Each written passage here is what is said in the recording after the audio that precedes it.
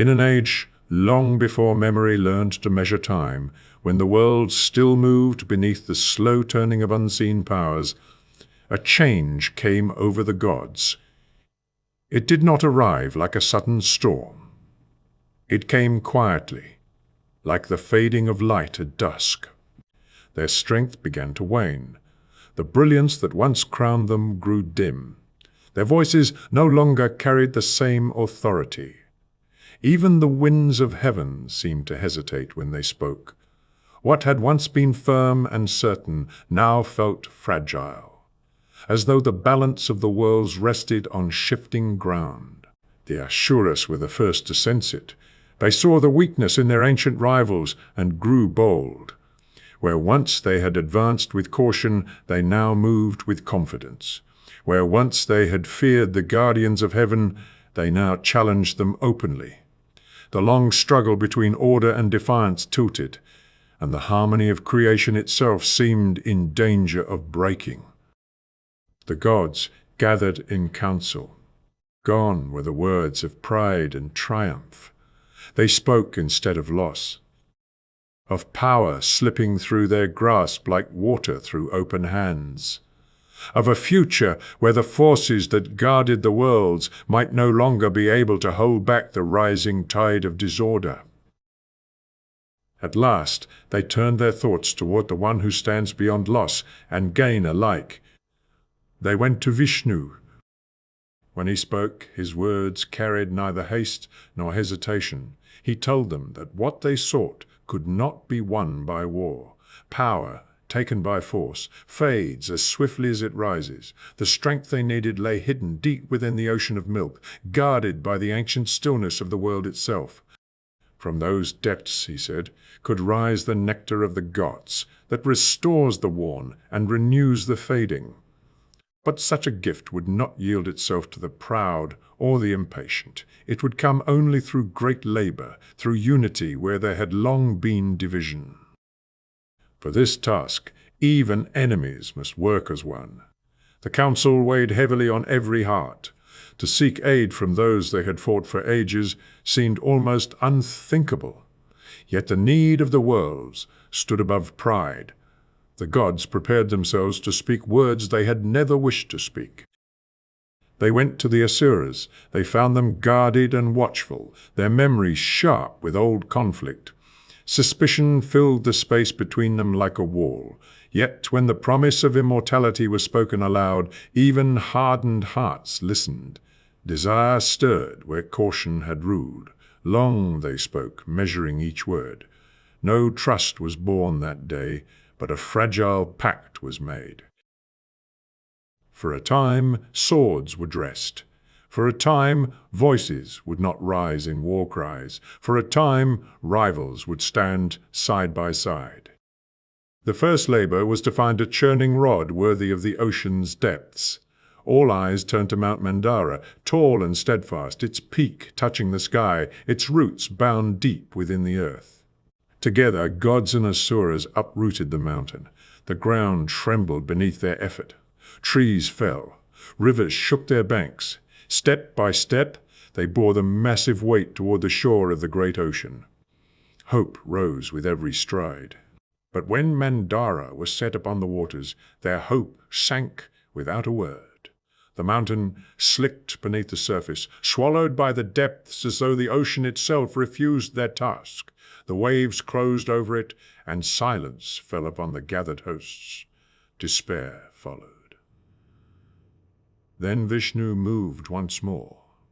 He entered the ocean and took the form of a vast tortoise, greater than any creature known to land or sea. His shell spread wide beneath the waters. Upon his back, the mountain was raised again. This time it did not sink. It stood firm, resting upon living strength hidden below the storm of effort above. Now they sought a rope to turn the mountain. They chose Vasuki, king of serpents, whose coils were long enough to encircle Mandara and whose power was feared across the worlds. He was wound around the mountain, and the two sides took their places. the gods at one end, the Asuras at the other. When the churning began, the ocean roared like a being woken from deep sleep. Waves rose and fell like moving hills.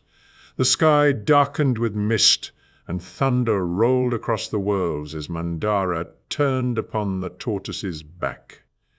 But the labor was not gentle. From Vasuki's mouth poured burning breath, thick with poison and heat. Those who held his head suffered greatly.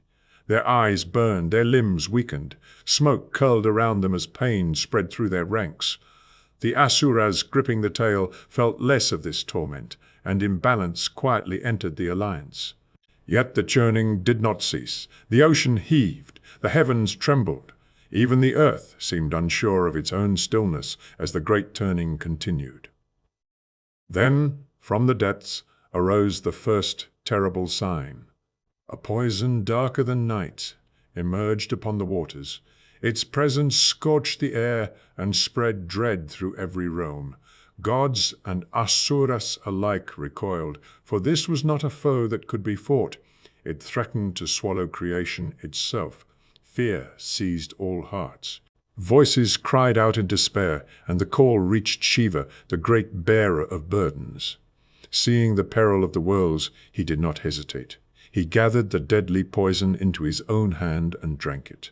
Though it burned within him like living fire, he held it fast in his throat, where it remained, marking him forever with the dark blue sign of his sacrifice.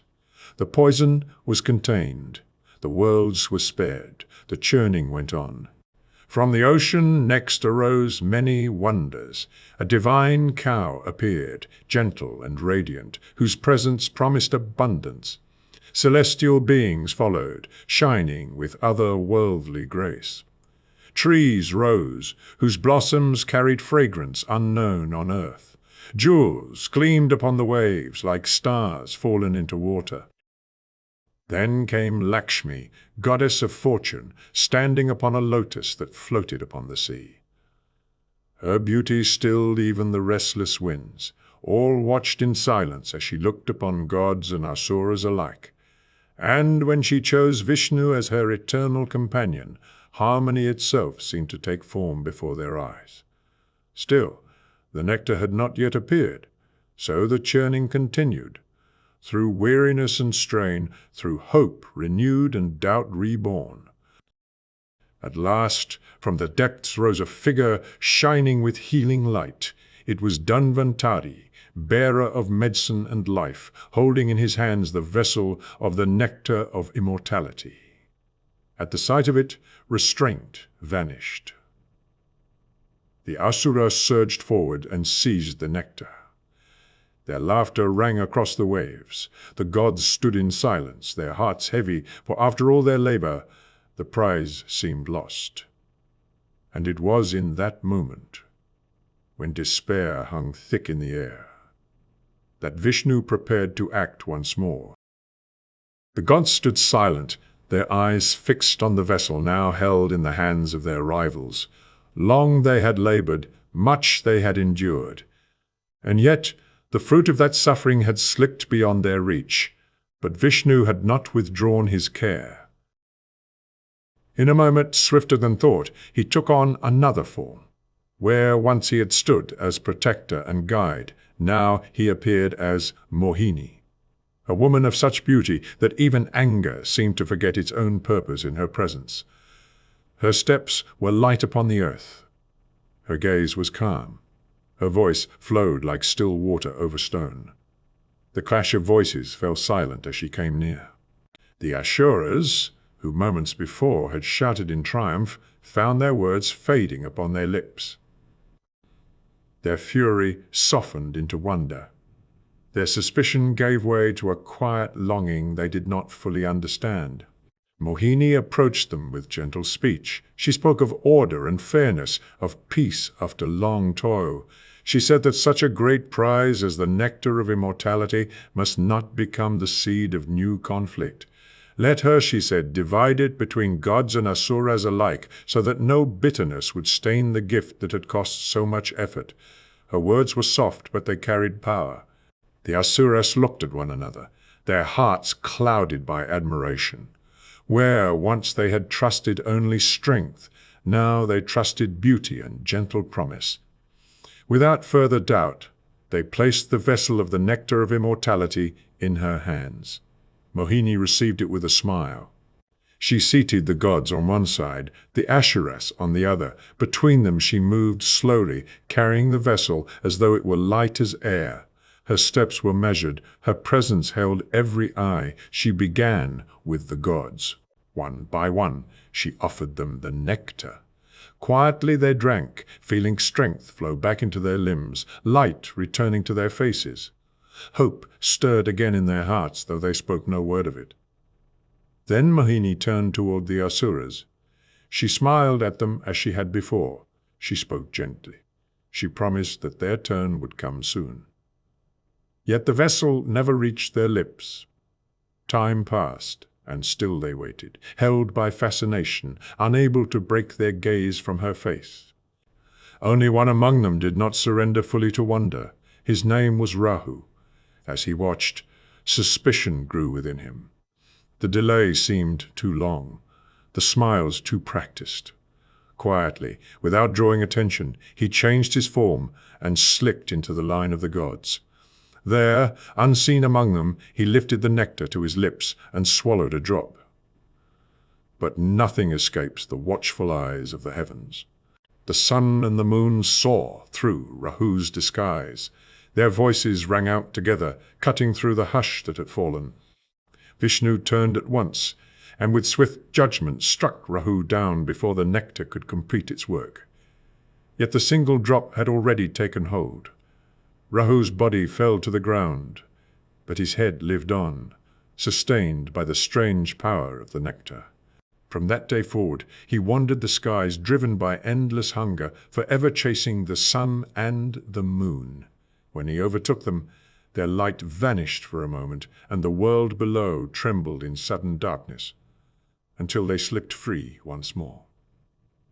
By the time the Asuras understood what had happened, it was too late. The vessel was empty. Rage burst forth like fire from long-held embers. The beauty that had stilled them now felt like a cruel illusion. Their wonder turned to fury. The fragile alliance shattered in an instant, as though it had never been. The ocean that had seen cooperation now echoed with cries of war. The Asuras rushed forward, weapons raised, voices filled with anger. But the gods no longer stood as they had before. The nectar had renewed them. Their strength had returned. Their radiance burned once more, bright as in the days of their greatest power. The clash that followed was fierce, but it did not last long. With renewed might, the gods drove back their foes. The Asuras, who had come seeking immortality, found instead retreat and loss. They withdrew from the field, bitterness heavy in their hearts, while the heavens slowly returned to stillness. And so the great labor came to its end. Mandara was lifted from the ocean and returned to its ancient place. Vasuki slipped away into his deep realms, the echo of his suffering fading into silence. The vast tortoise vanished beneath the waves, leaving no sign but the memory of steadfast strength that had borne the weight of the world. The ocean of milk grew calm once more. The gods returned to their abodes, renewed but humbled, carrying with them the memory of how close they had come to losing everything. The Asuras retreated into shadow, nursing wounds of pride and defeat. And Vishnu withdrew from sight, his task complete, his presence lingering only in the quiet order that had been restored. Yet the story of that churning did not fade with time. It lived on in the voices of sages and in the quiet hearts of those who listened deeply, for it spoke not only of nectar and poison, not only of gods and demons, but of the hidden rhythm that moves beneath every age. It told of how strength is not always born from victory, but from endurance, of how even ancient enemies may labor together when the fate of all is at stake, of how from the deepest turmoil may rise both peril and blessing. And above all, it revealed a truth that flows beneath every turning of the world, that behind the greatest struggles stands a calm and unseen wisdom, guiding what seems to move by chance, shaping even conflict into the long rhythm of balance. So the ocean of milk was churned, and from its depths rose both darkness and light. And through it all, Vishnu watched. Not in haste, not in anger, but with the steady patience of one who knows that every storm, in time, finds its shore.